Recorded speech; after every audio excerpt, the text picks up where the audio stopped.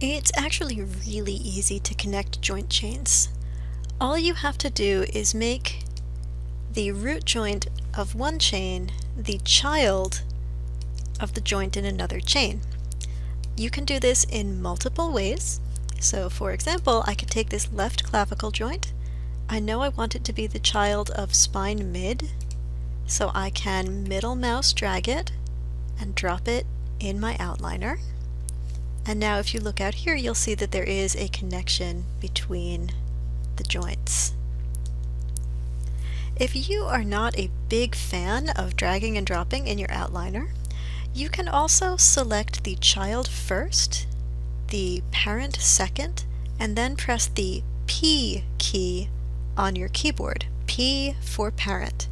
And remember, that is child first, parent second, P. That does the same thing as middle mouse dragging and dropping, so if I look here in my outliner, it looks exactly the same, and here I get that same connection. By selecting the child first and the parent second, you can also use the Edit menu and the Parent and Unparent commands. And that's about it. Those are all the many ways that you can connect your joints. I'm going to connect the left hip to my root joint. And now all of my joints are connected. So the next thing I need to do is build the other half of my skeleton. So to do that, I will select my left hip joint and go Skeleton, Mirror Joints, option box. And this is one that 90% of the time you will want to run through the option box. There are two reasons for that. The first is that in the option box I can search for that LF underscore prefix that I put in, and I can replace it with an RT prefix. Perfect. The other reason is that the default axis that Maya wants to mirror across is XY, which, is the axis that you probably used when you mirrored your geometry. And there's a part of you that's thinking, well, yes, that is exactly the axis I should mirror across.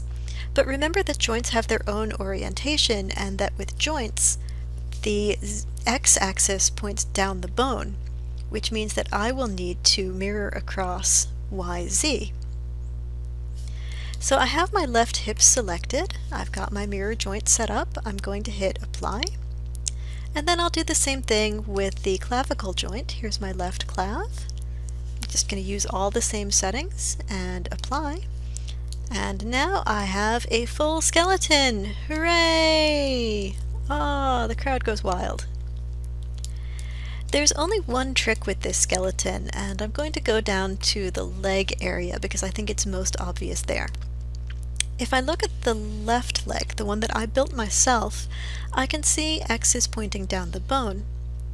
If I look at the right leg, the joint that got mirrored, I can see that X is actually pointing back up the bone and looks really terrible.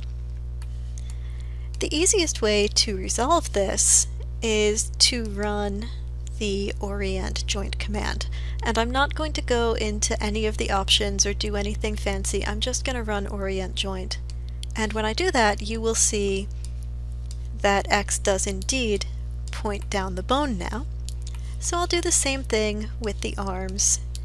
This is the one that I built. I can see X pointing down the bone. When I click on this one, X is pointing back up the bone. So again, I'm going to run orient joint. And that concludes my skeleton, so I hope that your skeleton is feeling just as complete and beautiful. I will say that this is only one way to build a skeleton, and when you see other people build skeletons, you'll see that some people put 2 joints into each rotation point so that you have some options.